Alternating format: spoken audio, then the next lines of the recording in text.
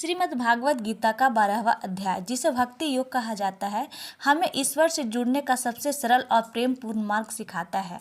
इस अध्याय में भगवान श्री कृष्ण ने बताया है कि उन्हें किस प्रकार के भक्त सबसे अधिक प्रिय हैं और एक सच्चे भक्त के लक्षण क्या होते हैं।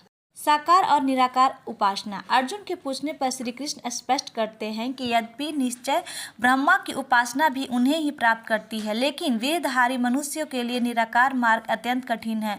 इसलिए साकार ईश्वर के सगुण रूप से अनन्य भक्ति करना अधिक सुगम और श्रेष्ठ बताया गया है। भक्ति के 4 सोपान। यदि भक्त सीधे भगवान में मन नहीं लगा सकता तो श्री कृष्ण ने प्रगति के लिए विकल्प दिए हैं। फर्स्ट है मन की एकाग्रता, निरंतर भगवान में मन और बुद्धि को लगाना। दूसरा है यदि मन एकाग्र न हो तो अभ्यास के माध्यम से उसे बार बार भगवान की ओर लाना। भगवत कर्म, यदि वह अभ्यास भी कठिन न हो तो अपने हर कार्य को भगवान के लिए समर्पित करना।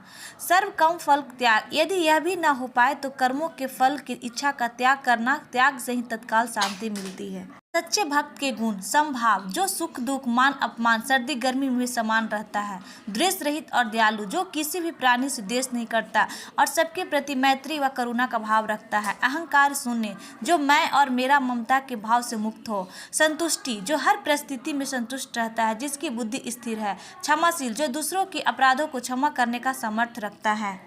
निर्भयता, जो ना किसी को विचलित करता है ना ही स्वयं दूसरों से विचलित होता है।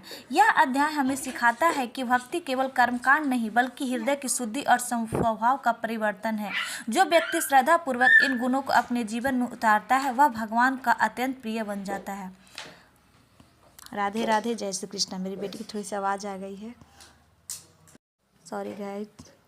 अगर वीडियो अच्छी लगे तो मुझे लाइक और फॉलो करें।